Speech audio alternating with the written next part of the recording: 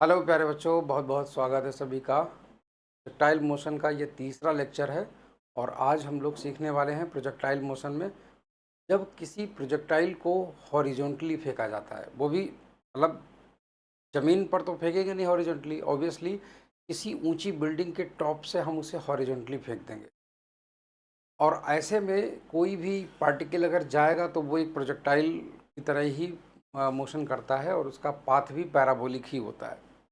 तो चलिए ज़रा देखते हैं, सीखते हैं कि उसमें आज क्या है ना।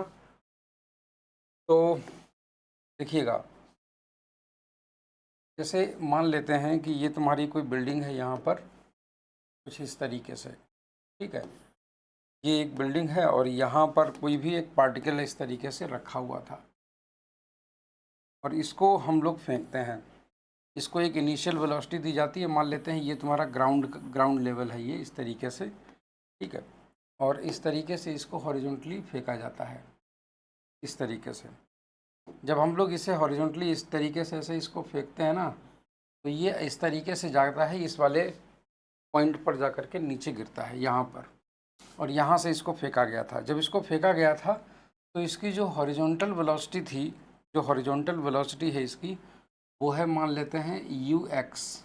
ठीक है, हाँ, की जो हॉरिजॉन्टल वेलोसिटी है वो है यू एक्स और उसकी वैल्यू जो है ना, वो सपोज दैट वो है यू के बराबर।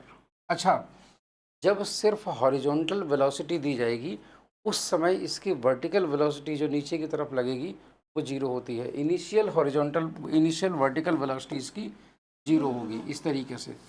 जो इस डायरेक्शन वाली वेलोसिटी होती है ये इनिशियली तुम्हारी जीरो होती है, मतलब यू वाई यहाँ पर जीरो होगा। और जी किस तरफ लगेगा? जी की जो डायरेक्शन होगी ग्रेविटेशनल एक्सेलरेशन की, वो तुम्हारा नीचे की तरफ होगी, इस तरीके से, है ना। वो इस तरीके से लगेगा। दूसरी चीज़, ये जो बिल्डिंग है इसकी जो हाइट है वो है तुम्हारी एच। ठीक है, अब एक चीज़ यहाँ पर बड़ा ही ध्यान रखने वाली होती है कि जहाँ से किसी प्रोजेक्टाइल को फेंका जा रहा है ऊपर से, उस पॉइंट को हम लोग एक ओरिजिन की तरह ट्रीट करते हैं। मतलब ओरिजिन, जैसे किसी कोऑर्डिनेट सिस्टम में ये तुम्हारा ओरिजिन होता है ना, तो नीचे के जो डिस्टेंस होती है वो तुम्हारी नेगेटिव होती है और ऊपर वाली जो चीज़ होती है वो तुम्हारी पॉजिटिव होती है। बिल्कुल वैसे ही यहाँ पर भी हम लोग उसको एज ए ओरिजिन की तरह ट्रीट करेंगे यहाँ पर। तो यहाँ से प्रोजेक्टाइल को जब हॉरिजॉन्टली फेंका गया, मगर प्रोजेक्टाइल अंततः कहाँ आ रहा है? ज़मीन पर आ रहा है। कितनी हाइट नीचे पहुँच रहा है वो? एच हाइट नीचे पहुँच रहा है। तो इसके द्वारा जो कवर की गई जो वर्टिकल डिस्टेंस होगी वो तुम्हारी हम लोग नेगेटिव अज्यूम करके चलते हैं यहाँ से। ठीक है ना, तो हम लोग नेगेटिव अज्यूम करके चलते हैं इस तरीके से, ऐसे करके। आई होप सो कि ये चीज़ आप लोग समझ पा रहे होंगे। निगेटिव हम लोग इस तरीके से इसको काउंट करते हैं। और यहाँ पर जी भी तुम्हारा नीचे की ओर लग रहा है, तो इसे भी हम लोग नेगेटिव ही मान के चलेंगे। तो यहाँ पर इनिशियली हमारे पास में देखो कौन कौन सा डेटा आ गया है।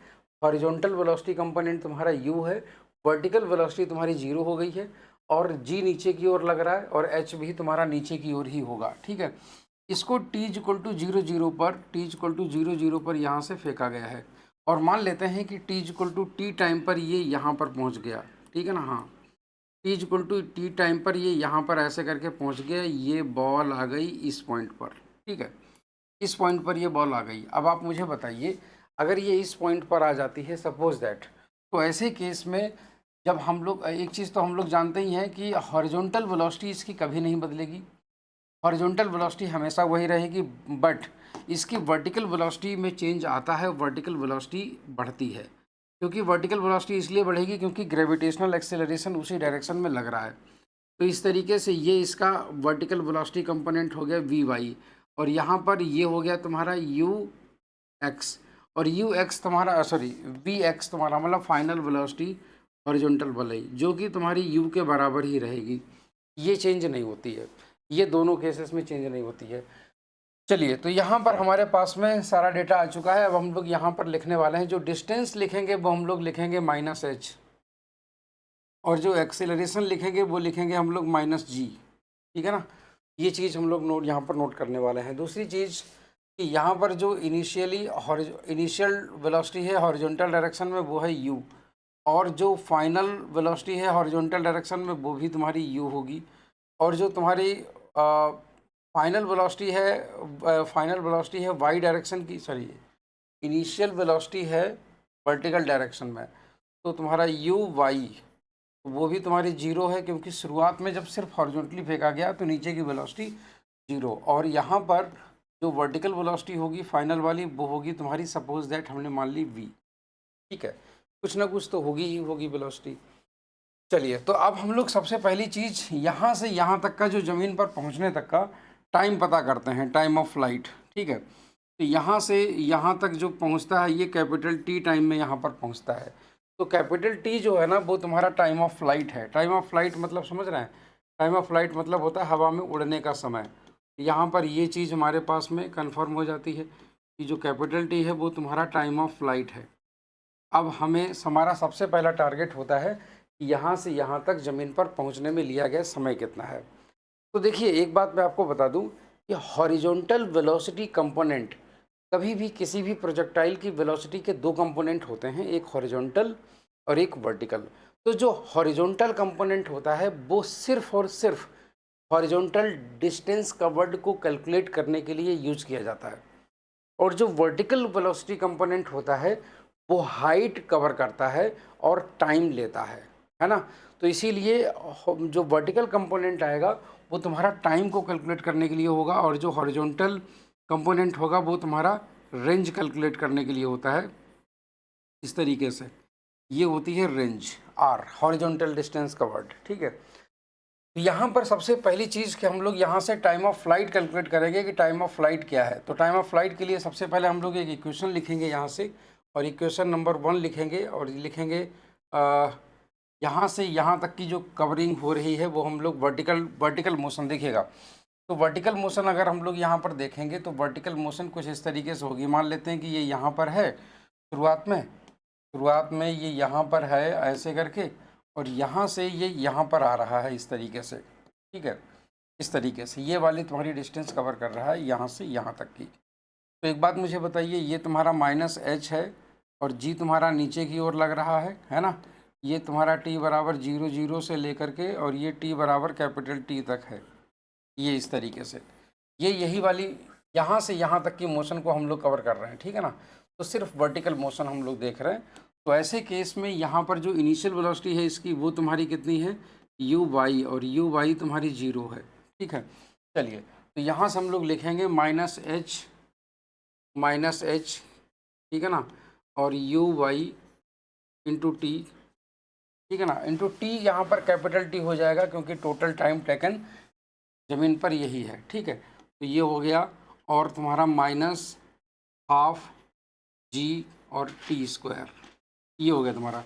यहाँ से यू वाई की जो वैल्यू है तुम्हारी वो तुम्हारी 0 है, यू वाई की वैल्यू तुम्हारी 0 हो गई। तो यहाँ से एक चीज़ हमारे पास में आ जाती है, h = ½ gt², h = ½ gt²। तो यहाँ से जो t² हम लोग निकालेंगे, t², this will be equal to 2h/g, ठीक है ना, 2h/g। तो यहाँ से t = आ जाता है √2h/g। तो यहाँ से हमारे पास में टाइम ऑफ फ्लाइट निकल के आ जाता है, और ये होता है तुम्हारा टाइम ऑफ फ्लाइट, ठीक है ना। ये टाइम ऑफ फ्लाइट है। ये टाइम वो टाइम है जब ये इसको यहाँ से यहाँ तक पहुँचने में लगा है। मगर ज़रा सोचो कि अगर इसको यहाँ से यहाँ तक पहुँचने में लगा है तो इसकी रेंज क्या होगी। रेंज कैलकुलेट करने के लिए हमें इसका हॉरिजॉन्टल कंपोनेंट इस्तेमाल करना होता है वेलोसिटी का। तो ये चीज़ हम लोग देखेंगे यहाँ से, ठीक है। तो हॉरिजॉन्टल, अब रेंज हम लोग कैलकुलेट करेंगे। तो रेंज कैलकुलेट कैसे होगी, रेंज इक्वल टू हम लोग जानते हैं कि रेंज का फॉर्मूला होता है ux into capital T. Capital T बोले तो टाइम ऑफ फ्लाइट, है कि नहीं। तो तुम्हारा सिंपली यहाँ से r इक्वल टू तुम्हारा ux तुम्हारा u के बराबर है, और ये हो जाता है तुम्हारा 2h √2h/g। ये इसकी रेंज हो गई। तो रेंज का फार्मूला हमारे पास में आ गया है, ठीक है। आई होप सो कि अब आपको कोई दिक्कत नहीं होने वाली है, ठीक है ना। इस तरीके से ये हो गई आपकी रेंज। अब एक चीज़ हमारे पास में और क्वेश्चन पूछा जाता है, सपोज दैट मान लीजिए अगर कोई आपसे ये पूछ दे कि ये जो यहाँ पर टी टाइम के बाद में जो इसकी वेलोसिटी है वो कितनी होगी, मतलब वेलोसिटी वेक्टर क्या होगा। तो वेलोसिटी वेक्टर हम लोग ज़रा देखें कि वेलोसिटी वेक्टर तुम्हारा टी टाइम पर कैसे बनेगा। इसका वेलोसिटी वेक्टर टी टाइम के बाद में तुम्हारा ऐसे बनता है, ये तुम्हारा वेलोसिटी वेक्टर है टी टाइम के बाद में, टी सेकेंड्स के बाद में। अब देखो इस वेलोसिटी वेक्टर को कैसे पता करेंगे हम लोग।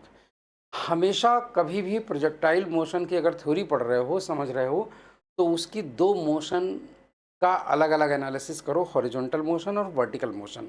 तो अगर इसका हमें इसका वेलोसिटी वेक्टर अगर हमें पता करना है तो वर्टिकल वेलोसिटी हमें अलग पता कर लेंगे और हॉरिजॉन्टल वेलोसिटी अलग पता कर लेंगे। ठीक है, तो यहाँ पर एक चीज़ तो कन्फर्म है कि वेलोसिटी वेक्टर अगर हम लोग पता करना चाहें, है ना, तो वेलोसिटी वेक्टर वो कैसे पता करेंगे। सबसे पहली चीज़ तो velocity vector after after T seconds, after T time. तो टी टाइम के बाद में इसका वेलोसिटी वेक्टर, तो वो तुम्हारा सपोज दैट जो वेलोसिटी वेक्टर तुम्हारा बनेगा वो मान लेते हैं तुम्हारा बनता है v, और v vector will be equal to v x i cap. I cap इसलिए क्योंकि हॉरिजॉन्टल डायरेक्शन में है, plus of v y minus j cap. देखो माइनस जे कैप इसलिए क्योंकि ये नीचे की डायरेक्शन में है कि नहीं। तो ये तुम्हारा फाइनल वेलोसिटी वेक्टर तुम्हारा इस तरीके से लिखा जाएगा। मगर ये लिखा तो जाएगा, तो सबसे पहले यहाँ पर हम लोग वी एक्स की वैल्यू देख लें। तो वी एक्स जो होगा ना वो तुम्हारा यू एक्स के बराबर ही होगा, क्योंकि ये चीज़ नहीं बदलती है, हॉरिजॉन्टल वेलोसिटी कंपोनेंट नहीं बदलता है। तो ऐसे में तुम्हारा ये तो यू ही रहेगा। अच्छा, दूसरी चीज़ यहाँ पर वेलोसिटी, फाइनल वेलोसिटी क्या हो जाएगी, फाइनल वेलोसिटी वर्टिकल वाली। तो वर्टिकल वाली, अब आप एक चीज़ समझिएगा, यहाँ पर ये ग्रेविटेशनल एक्सेलरेशन भी ऐसे ही लग रहा है, इसकी वेलोसिटी भी उसी डायरेक्शन में है। अगर इसको ऐसे ऐसे रख दिया जाए, इसको पलट दिया जाए, मतलब इस तरीके से ऐसे इसको पलट दिया जाए कुछ इस तरीके से ऐसे करके, तो देखोगे आप लोग कि ये बिल्कुल मोशन ऑन स्ट्रेट लाइन है, कि कोई पार्टिकल जो है वो इधर जा रहा है। ठीक है, इधर जा रहा है, मान लेते हैं वो जीरो से शुरू करता है और यहाँ पर जब वो पहुँचता है तो इसकी वेलोसिटी होती है वी वाई। तो और इसी डायरेक्शन में तुम्हारा एक्सेलरेशन भी है, इसी डायरेक्शन में एक्सेलरेशन भी है, वो भी कितना है, जी के बराबर। तो ये मोशन ऑन स्ट्रेट लाइन ही तो है जो कि वर्टिकली हो रही है, और हम लोग हॉरिजॉन्टली पढ़ने के शौकीन हो चुके होते हैं, तो इसमें जनरली ऑब्जर्व नहीं कर पाते हैं उस समय, है ना। तो ये चीज़ हो गई। तो यहाँ पर हम लोग इसको सिंपली इसको इसी तरीके से लिख देंगे जैसे मोशन ऑन स्ट्रेट लाइन होता है तुम्हारा। तो यहाँ पर लिखेंगे u y plus g into t. तो टी सेकेंड के बाद में ही हमको पता करना था। तो देखिए इनिशियली जो वर्टिकल वेलोसिटी है वो तुम्हारी जीरो है इनिशियली, तो यहाँ से तुम्हारा जो वी वाई निकल के आएगा वो निकल के आएगा सिर्फ जी इंटू टी, सिर्फ जी इंटू टी आ जाएगा। अब ऐसे केस में ये तो तुम्हारा मैग्नीट्यूड हो गया, है ना, ये तो तुम्हारा मैग्नीट्यूड हो गया। तो यहाँ पर हम लोग इसको पुट कर देंगे और तुम्हारा वेलोसिटी वेक्टर जो तुम्हारा बन जाएगा वो हम लोग सीधे सीधे इस तरीके से वी वेक्टर वी एक्स तुम्हारा हो जाएगा यू आई कैप, है ना, और प्लस ऑफ वी वाई। तो वी वाई का मैग्नीट्यूड हमने लिख लिया जी इंटू टी, और ये तुम्हारा हो जाएगा माइनस जे कैप। ठीक है, ये तुम्हारा वेलोसिटी वेक्टर हो गया। अब अगर कोई हमसे इसका मैग्नीट्यूड पूछे, मैग्नीट्यूड, तो यहाँ पर मैग्नीट्यूड तुम्हारा क्या हो जाएगा, v का मैग्नीट्यूड अगर हम लोग निकालें तो v का मैग्नीट्यूड हो जाएगा square root of u square plus g t का होल स्क्वायर, जी टी का होल स्क्वायर, ये तुम्हारा हो जाएगा इसका मैग्नीट्यूड। मगर अगर कोई हॉरिजॉन्टल से एंगल पूछ दे, अगर ये वाला कोई एंगल पूछ दे, मान लेते हैं टेन अल्फ़ा है ये, मतलब अल्फ़ा एंगल है ये, ठीक है, मान लेते हैं ये वाला जो एंगल है ये तुम्हारा अल्फ़ा है। तो ऐसे केस में तुम्हारा जो, अगर हम लोग टेन अल्फ़ा पता करें, टेन अल्फ़ा, तो ये तुम्हारा हो जाएगा perpendicular v y upon v x. ठीक है, तो ऐसे केस में ये तुम्हारा हो जाता है जी टी अपॉन यू, और यहाँ से जो अल्फ़ा इजक्वल टू निकल के आता है, जो एंगल निकल के आता है उसमें tan inverse G T upon you, तो ये तुम्हारा डायरेक्शन निकल करके आ जाती है। ठीक है, तो ये तुम्हारे डायरेक्शन निकल करके आ जाती है। तो आई होप सो कि आप लोगों को ये चीज़ कंफर्म हो गई होगी। ये होता है हॉरिजॉन्टली जब किसी भी प्रोजेक्टाइल को फेंका जाता है किसी बिल्डिंग के टॉप से, है ना। तो ये इसको पूरा आप नोट कर लीजिएगा इसको, और ये बहुत बढ़िया से इसको मैंने एक्सप्लेन किया है। ठीक है, कोई दिक्कत नहीं होनी चाहिए इसमें। अब इसमें देखो क्वेश्चन कैसे बनते हैं, क्वेश्चन भी बिल्कुल ऐसे ही बनते हैं, उसमें कोई भी ज़्यादा चेंज नहीं आता है। आपके एग्ज़ाम में प्रीवियसली कई तरीके के क्वेश्चंस पूछे गए, मगर वो इसी तरीके से मैच करते हैं। अब इसी में एक क्वेश्चन और बनता है, बिल्कुल इसी थ्योरी पे बनता है। कोई भी एक फाइटर प्लेन है, जैसे फाइटर प्लेन हवा में ऊपर उड़ रहा है। अब फाइटर प्लेन जब अब हवा में उड़ रहा है, उसी दौरान अगर वो कोई बम गिराता है, बम, तो जब वो बम गिराएगा ना, तो ऐसा नहीं है कि वर्टिकली सीधे नीचे आ जाएगा बम, ऐसा नहीं होता है। वर्टिकली नीचे नहीं आता है। जब वो प्लेन उड़ रहा होता है तो उससे ड्रॉप किया हुआ जो बम होता है, वो भी उतनी ही इनिशियल वेलोसिटी लेकर के हॉरिजॉन्टली गिरता है। इनिशियली उसको हॉरिजॉन्टल वेलोसिटी मिलती है, Newton's first law of motion, कि वो जिस कोई भी बॉडी जिस स्टेट में होती है, जिस डायरेक्शन में मूव कर रही होती है, वो उसी डायरेक्शन में उसी वेलोसिटी से मूव करती है। इसीलिए जब बम ड्रॉप किया जाएगा तो बम को हॉरिजॉन्टल वेलोसिटी मिलेगी इनिशियली उतनी ही जितनी हवाई जेट की है, ठीक है, फाइटर जेट की है, और उसके बाद में वो भी एक प्रोजेक्टाइल की तरह ही नीचे गिरता है। तो उस केस में भी तुम्हारा ऐसे ही सवाल पूछा जाता है, ठीक है ना। और उसमें बहुत सिंपल सा क्वेश्चन पूछा जाता है, वो लोग रेंज पूछ देते हैं, रेंज, रेंज क्या है, रेंज, या पूछ देंगे तुमसे कि वो कितनी दूर जाकर के गिरेगा, तो वो भी ऐसे ही कैलकुलेट कर दी जाती है ना, इस तरीके से। तो तुम्हारा टाइम ये हो गया और हॉरिजॉन्टल वेलोसिटी मल्टीप्लाई करते हैं, फटाक से आंसर आता है। क्लियर हो ये चीज़? तो चलिए हम लोग चलते हैं ज़रा आगे की तरफ, सीखते हैं कुछ और। हॉरिजॉन्टल प्रोजेक्टाइल में जैसे मैंने आपको बताया कि वो जो हवाई जहाज़ वाला जो तुम्हारा केस बनता है इस तरीके से, ठीक है। तो वो इस तरीके से मान लेते हैं कि ये तुम्हारा कोई फाइटर प्लेन है, ठीक है। फाइटर प्लेन इस तरीके से जा रहा है, इस तरीके से, चलिए फाइटर प्लेन है, यहाँ से अगर कोई बम गिराया गया इस तरीके से, ये तुम्हारा बम है, ये बम अगर गिराया गया और हॉरिजॉन्टल वेलोसिटी इसको इस तरीके से मिली हुई है इनिशियली, सपोज दैट ऐसे करके ये जा रहा था, इस डायरेक्शन में ऐसे करके जा रहा था, ठीक है। जब ये इस डायरेक्शन में जा रहा था ऐसे करके, तो यहाँ पर इसकी जो इनिशियल वेलोसिटी थी वो तुम्हारी ये थी, इनिशियल वेलोसिटी तुम्हारी थी, इसको बोलते हैं, मान लेते हैं यू मान लेते हैं, ठीक है। इसको यू वेलोसिटी मिली हुई थी। अब जब इसको बम गिराया जाएगा, जब ये बम, तो जब बम इसको गिराया जाएगा तो बम को भी इतनी ही वेलोसिटी अपने आप मिल जाएगी, बम को भी इतनी ही वेलोसिटी ऐसे ही अपने आप मिल जाएगी, ऐसे करके। यहाँ पर जब ये अपने आप वेलोसिटी इसको मिल जाएगी ना ऐसे करके, तो ये भी तुम्हारा यहाँ पर जा कर के गिरेगा बम, ठीक है। तो ये बम भी जा कर के यहाँ पर इस तरीके से ऐसे करके गिरेगा, इस तरीके, अरे ऐसे करके। तो यहाँ पर टारगेट अगर कोई होगा तो वो टारगेट को हिट कर देगा इतनी दूरी पर, ठीक है। और सबसे मेन चीज़ होती है कि सवाल में ये चीज़ दी जाती है कि वो कितनी ऊंचाई पर उड़ रहा है, कितनी ऊंचाई पर उड़ रहा है। मान लेते हैं कि जो ऊंचाई है ना उसकी, वो तुम्हारी एच है, ऐसे करके उड़ रहा है। और यहाँ पर जो जी लग रहा है तुम्हारा, वो भी नीचे की ओर लग रहा है इस तरीके से, है ना। तो ऐसे कि अरे, तो ऐसे केस में भी हम लोग वही वाली चीज़ें, बिल्कुल सेम केस तुम्हारा बन जाता है ये चीज़। अब सेम केस ऐसा बन जाता है तो यहाँ पर भी हम लोग इस तरीके से ले लेते हैं। मान लेते हैं कि टी इज इक्वल टू 0 पर, टी इज इक्वल टू 0 पर जो है ना, इसको ड्रॉप किया, छोड़ा गया, और यहाँ से t is equal to capital T time पर आकर के ये यहाँ पर पहुँच गया। और इस केस में भी जो इसका टाइम ऑफ फ्लाइट होगा ना, इस केस में भी जो इसका टाइम ऑफ फ्लाइट होगा वो भी तुम्हारा यही निकल करके आएगा। देखिए यहाँ पर भी इसकी वर्टिकल वेलोसिटी कितनी है, यहाँ पर भी इसकी वर्टिकल वेलोसिटी जो होगी ना तुम्हारी यू वाई, वो तुम्हारी 0 होगी, ठीक है। वो 0 होगी और वो नीचे की तरफ गिरेगा इसी 0 वेलोसिटी से। तो और ज़मीन पर जब वो पहुँचेगा, ज़मीन पर जब वो पहुँचेगा तो इसकी वेलोसिटी कुछ ना कुछ गेन कर चुका होगा। मान लेते हैं अगर कोई क्वेश्चन तुमसे पूछ देगी ज़मीन पर जब वो पहुँचेगा तो उसकी वेलोसिटी क्या होगी, मतलब उसका मैग्नीट्यूड क्या होगा वेलोसिटी का। तो ऑब्वियस सी बात है, हम लोग निकाल सकते हैं। इसकी वेलोसिटी मान लेते हैं तुम्हारी ये होगी उस समय v, ठीक है ना, v होगी। तो इसके भी यहाँ पर 2 कंपोनेंट होंगे, एक तुम्हारा कंपोनेंट ये वाला हो जाएगा और एक कंपोनेंट तुम्हारा ये वाला हो जाएगा, ऐसे करके। ये तुम्हारा वर्टिकल कंपोनेंट हो गया ऐसे, ठीक है, ये वाला। तो ये इसको हम लोग बोलेंगे वी वाई और इसको हम लोग बोल देंगे वी एक्स। तो वी एक्स और वी वाई, यहाँ पर जो इसका मैग्नीट्यूड होगा वेलोसिटी का, तो वो v is equal to under root v x square plus v y square, ये हो जाएगा तुम्हारा इसका मैग्नीट्यूड, ठीक है नहीं। अच्छा, दूसरी चीज़, अगर इस वेलोसिटी का एंगल पूछ देता है कभी, मान लेते हैं कभी अगर एंगल पूछ दिया है यहाँ पर tan अल्फ़ा, तो यहाँ से tan अल्फ़ा बराबर तुम्हारा कितना हो जाएगा, tan alpha will be equal to what, v y upon v x, ठीक है, ये तुम्हारा हो जाएगा। अच्छा, दूसरी चीज़, ये जो अल्फ़ा होता है, ये एंगल ये हमेशा बदलता रहता है। यहाँ पर ये एंगल 0 होता है शुरुआत में, क्योंकि जो हॉरिजॉन्टली उसको फेंका गया, धीरे धीरे ये एंगल बढ़ता है, ज़मीन पर आने के बाद में इसका एंगल मैक्सिमम हो जाता है। ठीक है। और टाइम ऑफ फ्लाइट इसी तरीके से निकलेगा। सबसे पहली चीज़ यहाँ पर भी हाइट तुम्हारी ये हो जाएगी u y into t minus half g t square.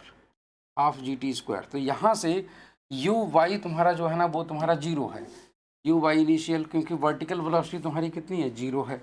तो ऐसे केस में तुम्हारा minus h this is equal to minus half g t square, ये हो गया तुम्हारा। तो यहाँ से एच इज इक्वल टू हो जाता है हाफ जी टी स्क्वायर, ठीक है। तो सिंपली हमारे पास में टाइम आ जाता है T is equal to under root two H upon G, ठीक है। This is time of flight,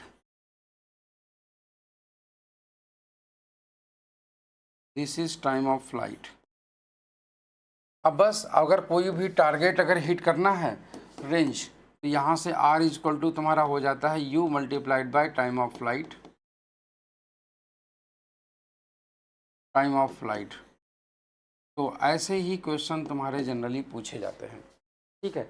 तुमसे वेलोसिटी मतलब कितने सेकंड के बाद वेलोसिटी कितनी होगी, मान लेते हैं जैसे कि कोई पार्टिकल तुम्हारा यहाँ पर पहुँच गया, अब इसकी वेलोसिटी यहाँ पर कितनी होगी, तो यहाँ पर जो वेलोसिटी होगी वो भी तुम्हारी कुछ ना कुछ तो होगी ही। मान लेते हैं कि वो तुम्हारी v1 है ना। तो ऐसे केस में तुम्हारा यहाँ पर क्या करना पड़ेगा, यहाँ पर हमें इसके दो कंपोनेंट निकालने पड़ेंगे या इस तरीके से, ठीक है। और दोनों कंपोनेंट निकालने के बाद में, हाँ, दोनों कंपोनेंट निकालने के बाद में vy1 और यहाँ पर तुम्हारा vx1 है ना। दोनों कंपोनेंट निकालने के बाद में उसका मल्टीप्लाई कर वो स्क्वायर रूट ले लेंगे। तो यहाँ पर इसकी जो v1 की वैल्यू अगर हम लोग निकालेंगे, यहाँ पर इसका मैग्नीट्यूड, तो v1 will be equal to under root vx1 square plus vy1 square, ठीक है। तो ये तुम्हारा vx1 कैसे निकलेगा, हॉरिजॉन्टल वाला, तो हॉरिजॉन्टल वाला वो तुम्हारा सेम ही रहता है, ठीक है, वो तुम्हारा सेम ही रहता है, वो तुम्हारा यू स्क्वायर हो जाएगा प्लस vy1 कैसे निकलेगा, मान लेते हैं t इक्वल टू t1 है, यहाँ पर t इक्वल टू t1 है। तो ऐसे केस में तुम्हारा vy1 तो ये तुम्हारा हो जाएगा 0 प्लस जी इंटू टी1, तो यहाँ से g इंटू टी1 हो जाएगा, है ना, ये तुम्हारा होल स्क्वायर इसका। तो इस तरीके से ये वेलोसिटी तुम्हारी यहाँ पर निकल आएगी। तो किसी भी टाइम पर हम लोग ये चीज़ फाइंड आउट कर सकते हैं, ठीक है। अच्छा, दूसरी चीज़, अगर कोई तुमसे डिस्प्लेसमेंट पूछ दे, मान लो तुमसे किसी ने डिस्प्लेसमेंट पूछ दिया, डिस्प्लेसमेंट बताओ, यहाँ से यहाँ का डिस्प्लेसमेंट, ये जो ग्रीन कलर की लाइन है ना, ये तुम्हारा डिस्प्लेसमेंट है। तो ऐसे में तुम्हारा डिस्प्लेसमेंट वेक्टर तुम्हारा ये है, मान लो आर वेक्टर, ठीक है ना। तो ऐसे में तुम्हारा डिस्प्लेसमेंट कैसे निकलेगा, तो डिस्प्लेसमेंट निकालने के लिए तुम्हारे दो वेक्टर इसमें होने चाहिए, ठीक है ना। डिस्प्लेसमेंट आर वेक्टर जो होगा तुम्हारा वो ये वाला जो कंपोनेंट होगा हॉरिजॉन्टल कंपोनेंट, है ना, हॉरिजॉन्टल कंपोनेंट होगा एक्स आई कैप प्लस तुम्हारा माइनस तुम्हारा जे कैप नीचे की ओर, है ना, तो माइनस तुम्हारा वाई जे कैप। तो इस तरीके से हो जाएगा, हालांकि ये भी तुम्हारा माइनस में है ना, तो इसीलिए इसको भी हम लोग माइनस में लिख सकते हैं सिंपली इस तरीके से, ठीक है। तो इस तरीके से हम लोग यहाँ पर ये इसका डिस्प्लेसमेंट वेक्टर निकाल लेते हैं। ये तुम्हारा डिस्प्लेसमेंट वेक्टर है, और इसको निकालने का तरीका पता क्या है, एक्स इज इक्वल टू हम लोग कर देंगे क्या, इंटीग्रेशन और क्या x1 कर दो, इसको y1 कर दो, तो ये तुम्हारा हो जाएगा vx1 और ये तुम्हारा dt, और y जो है y1 इक्वल टू तुम्हारा इंटीग्रेशन, और ये तुम्हारा हो जाएगा vy1 dt। इसको ऐसे भी निकाल सकते हैं हम लोग, है ना, ऐसे नहीं निकालेंगे तो सिंपली वैसे भी निकाल सकते हैं। तो ये तुम्हारा होता है हवाई जहाज़ से गिरते हुए किसी भी प्रोजेक्टाइल का एनालिसिस। तुम्हारे क्वेश्चन में सवाल सिर्फ इतना आता है, नीट में पूछता है कि कितनी दूर गिरेगा जा करके, है ना, बस ये चीज़ होती है जनरली। तो चलिए, तो आई होप सो कि आप लोगों को ये भी चीज़ कंफर्म हो गई होगी, है ना। आगे की तरफ देखते हैं। अब कुछ रिजल्ट्स हैं जो कि काफ़ी इम्पॉर्टेंट हैं, देखिएगा, ये याद करने लायक होते हैं। ये रिजल्ट जो है ना, ये आपके अगर आपको याद हैं पहले से, तो आपके एग्ज़ाम में आपका ये टाइम बचा देते हैं। कैसे, ज़रा समझिएगा। ये कह रहा है प्रोजेक्टाइल ए और बी है, प्रोजेक्ट किए गए हैं horizontally with different initial velocity from same height and third particle C is drop from same point, ठीक है। और देन तो कहने का मतलब ये हो गया है कि कोई अगर इस तरीके की कोई बिल्डिंग है, ठीक है, इस तरीके की कोई बिल्डिंग है और सपोज दैट कि यहाँ पर से तुम्हारे 2 प्रोजेक्टाइल फेंके गए हैं, 2 प्रोजेक्टाइल फेंके गए हैं जो कि बिल्कुल हॉरिजॉन्टल हैं इस तरीके से, मगर उनकी वेलोसिटीज़ तुम्हारी अलग-अलग थी इस तरीके से, ठीक है। और एक को जो है ना वो डायरेक्टली सीधे नीचे की तरफ ड्रॉप किया जाता है, नीचे की तरफ ऐसे करके ड्रॉप कर दिया जाता है, ये ऐसे करके, हाँ, ऐसे करके इसको ड्रॉप कर दिया जाता है। तो यहाँ से ये हो जाता है u y this is equal to 0। तो एक पार्टिकल जो है ना वो इस तरीके से इसको नीचे ड्रॉप कर दिया जाता है, बाकी जो दो होते हैं उनको इस तरीके से, एक को ऐसे ऐसे कर दिया गया, हाँ, इनको ऐसे कर दिया गया ये इस तरीके से, और दूसरा तुम्हारा जो है ना, दूसरा ऐसे ऐसे कर दिया गया ऐसे करके। तो अगर हम लोग देखें ज़रा ध्यान से, तो यहाँ से यहाँ तक, ये यहाँ से लेकर के यहाँ तक, तो यहाँ पर एक तो इस तरफ आ रहा है तुम्हारा, और दूसरा तुम्हारा इस वाले पाथ से जा रहा है, ठीक है, अरे दूसरा तुम्हारा इस वाले पाथ से जा रहा है। तो ये तुम्हारा 1 नंबर हो गया, ये तुम्हारा 2, ये 1 सेकेंड, ये तुम्हारा ए हो गया, और ये तुम्हारा बी हो गया, और ये तुम्हारा सी हो गया, सी तुम्हारा सीधे ऊपर से नीचे ड्रॉप किया गया है। अगर ये किसी टाइम t बराबर 0 पर अगर इन्हें फेंका गया है, तो ये t बराबर t पर यहाँ पर पहुँचेगा, ये भी तुम्हारा t बराबर यहाँ पर पहुँचेगा, और ये भी तुम्हारा t बराबर t पर ही पहुँचेगा। मतलब तीनों को सेम टाइम लगेगा पहुँचने में, क्योंकि तीनों के लिए वर्टिकल हाइट कवर्ड का जो फॉर्मूला आएगा ना वो बिल्कुल सेम आएगा। क्योंकि ऐसा इसलिए होता है, देखो तुम लोग ये सोच रहे होगे कि ये रास्ता लंबा है तो टाइम ज़्यादा लगेगा, मगर ऐसा नहीं होता है, क्योंकि ये वर्टिकल हाइट कवर करने के लिए इसकी वेलोसिटी का वर्टिकल कंपोनेंट काम में आता है सिर्फ, है ना। कोई भी वेलोसिटी होगी तो उसके सिर्फ वर्टिकल कंपोनेंट ही वर्टिकल वेलोसिटी तय करेगा, और ऐसे केस में वर्टिकल हाइट तुम्हारी सभी के लिए सेम है, तो ऑब्वियस सी बात है कि हाइट अगर सेम है तो टाइम भी तुम्हारा सेम लगेगा उसको कवर करने में, इसी वजह से। तो ये चीज़ ध्यान रखिएगा यहाँ पर। तो पहला जो पॉइंट है यहाँ पर, वो हमारा क्या कह रहा है, all the particles will take equal time, मतलब सभी का time of flight will same, है ना, time of flight will be equal, सभी का जो टाइम ऑफ फ्लाइट होगा वो तुम्हारे सेम होंगे।